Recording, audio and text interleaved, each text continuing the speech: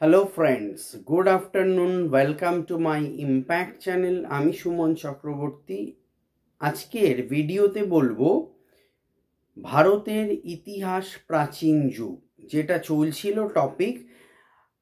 আগের দিন আমি পড়িয়েছিলাম প্রাচীন প্রস্তর যুগ, পুরোটা পড়ানো হয়েছিল প্রাচীন প্রস্তর যুগ। যারা ভিডিওটি দেখোনি অবশ্যই চ্যানেলে যাও, প্লেলিস্টে গিয়ে ভিডিওটা তোমরা দেখো, তাহলে কি হবে আজকের টপিকটা তোমরা অবশ্যই বুঝতে পারবে। এবং WBCS এর জন্য এই যে পর যে সিরিজ ওয়াইজ আমি দিচ্ছি, এতে তোমাদের পড়াশোনা করতে অনেকটা সুবিধা হচ্ছে, সবাই আমায় বলছে। এবং তোমাদের যাতে আরও সুবিধা হয়, আমি MCQ প্রিলির প্রিপারেশনও যেমন দিচ্ছি, আমি মেন্সের জন্য কিন্তু একেবারে ভিডিও আপলোড করছি।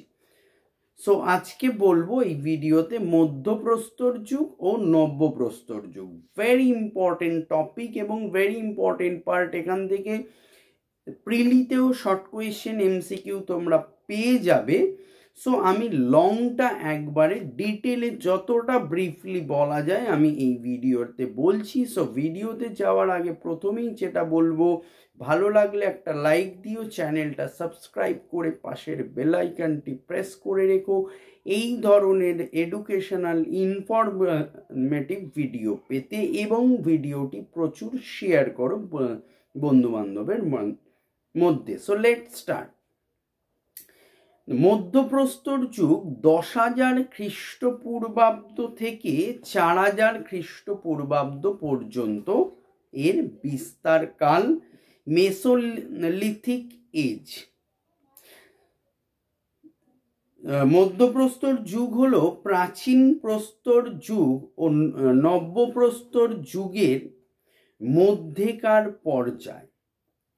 এর বৈশিষ্ট্যপূর্ণ হলো অস্ত্র হলো মাইক্রোলিথ, অর্থাৎ সব পাথর দিয়ে তৈরি হতো মাইক্রোলিথ। মাইক্রোলিথ সবচেয়ে প্রথমে 1867 সালে ACL কার্লাইল বিন্ধ্য পর্বত থেকে আবিষ্কার করেন। মধ্যপ্রস্তর যুগকে পরবর্তী প্রস্তর যুগ বা মাইক্রোলিথিক যুগ নামেও অভিহিত করা হয়। এই যুগের লোকেরা জীবিকা নির্বাহ করত শিকার, মাছ ধরা, খাদ্য সংগ্রহ করা ইত্যাদি। মধ্যপ্রদেশ ও রাজস্থানে গৃহপালিত পশুর সব থেকে পুরনো দৃষ্টান্ত পাওয়া গেছে। প্রথম দিকে কুকুর, গবাদি পশু, ভেড়া, ছাগল এগুলি গৃহপালিত পশু হিসেবে ব্যবহার করা হতো। গম ও বার্লি প্রথম দিকে চাষ করা হতো। জীবিকা অর্থনীতি হিসেবে খাদ্য উৎপাদন মানব সমাজের ক্রমবিকাশের ওপর ও পরিবেশের বিকাশের ওপর স্থায়ী প্রভাব ফেলেছিল। রাজস্থান, দক্ষিণ উত্তরপ্রদেশ, মধ্য ও পূর্ব ভারত, কৃষ্ণা নদীর দক্ষিণ দিক এবং রাজস্থানের বাগারে মাইক্রোলিথিক শিল্পের নিদর্শন পাওয়া গেছে। মেসোলিথিক অস্ত্রশস্ত্র। অস্ত্রগুলিতে সমান্তরাল দিক করে ধারালো ছুরি ছিল। সূক্ষ্ম জিনিস যেমন চার্ট, কেলাস, চ্যালসিডোনি, জ্যাসপার, দামি কঠিন পাথর অস্ত্রগুলি তৈরি করতে ব্যবহৃত হতো। অস্ত্রগুলি সাধারণত 1 থেকে 5 সেন্টিমিটার পর্যন্ত লম্বা হতো। নেক্সট হচ্ছে গুহা চিত্র। ভীমবেটকা, আদমগড় ইত্যাদি বিভিন্ন স্থানে পাথর ও গুহাতে বিবিধ চিত্র পাওয়া গেছে। পশু ও মানুষের বিবিধ দৃশ্যাবলী এই চিত্রগুলিতে পাওয়া গেছে। পশু হচ্ছে সবচেয়ে বেশি চিত্রিত বস্তু ছিল। চিত্রগুলিতে একাকী পশু অথবা পশুদের ছোট বা বড় দলে বিভিন্ন ভাব ভঙ্গিতে দেখা গেছে। মানুষদেরও পাথরের চিত্রগুলিতে খুব বেশি করেই পাওয়া গেছে নৃত্য, দৌড়ানো, শিকার, খেলাধুলা এবং কলহরত অবস্থায় মানুষের অনেক ছবি দেখা গেছে। এই এতটা হলো আমাদের মধ্যপ্রস্তর যুগ। নেক্সট হচ্ছে নব্যপ্রস্তর যুগ অর্থাৎ নিওলিথিক এজ, 4000 খ্রিস্টপূর্বাব্দ থেকে 1000 খ্রিস্টপূর্বাব্দ পর্যন্ত এর সময়কাল। স্যার জন লুকবক 1865 খ্রিস্টাব্দে নব্যপ্রস্তর শব্দটি নির্বাচন করেন। মাইলস বুরকিট নব্যপ্রস্তর যুগের 4টি বৈশিষ্ট্য নামাঙ্কিত করেন। নাম্বার 1, পশুকে গৃহপালিত বানানো। 2, নাম্বার 2, কৃষিকার্য। 3, মসৃণ চকচকে পাথরের অস্ত্র। 4, মৃৎপাত্র তৈরি।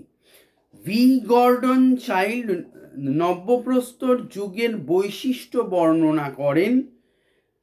1860 খ্রিস্টাব্দে জন লি মিসুরিয়ার উত্তরপ্রদেশে নব্যপ্রস্তর যুগের অস্ত্র ও সেগুলির ব্যবহার সংক্রান্ত তথ্য আবিষ্কার করেন। পরে র্যাশার দক্ষিণ ভারতের বেল্লারিতে এই একই জিনিসগুলি আবিষ্কার করেন। উত্তরপ্রদেশের কোল্ডিহাতে 3টি পর্যায়ের সাংস্কৃতিক ক্রম দেখা যায়। নাম্বার 1, নব্যপ্রস্তর যুগ। নাম্বার 2, প্রস্তর, তামা ও ব্রোঞ্জের মিশ্র যুগ। নাম্বার 3, লৌহ যুগ।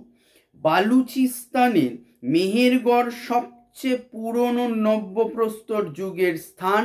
এটি বোলান নদীর ওপর অবস্থিত, যেটি সিন্ধু সভ্যতার সমভূমির একটি শাখা। বিশ্বের সর্বপ্রথম তুলোর চাষ হয়। এছাড়া ছোটনাগপুর অঞ্চল, মধ্য ভারত, কৃষ্ণা নদীর দক্ষিণ দিক নব্যপ্রস্তর যুগের গুরুত্বপূর্ণ স্থান। বিন্ধ্য পর্বতের বোলান উপত্যকা, নর্মদা নদীর উপত্যকার মধ্যভাগ প্রস্তর যুগের 3টি পর্যায়কেই প্রদর্শিত করে। সো এই হলো মধ্যপ্রস্তর যুগ ও নব্যপ্রস্তর যুগের সম্পর্কে সংক্ষেপিত একটা বিস্তারিত আলোচনা করলাম। সো ভিডিওটি ভালো লাগলে অবশ্যই একটা লাইক দিও, শেয়ার করো এবং চ্যানেলটি সাবস্ক্রাইব করে বেল আইকনটি প্রেস করে রেখো। Thank you for watching this video.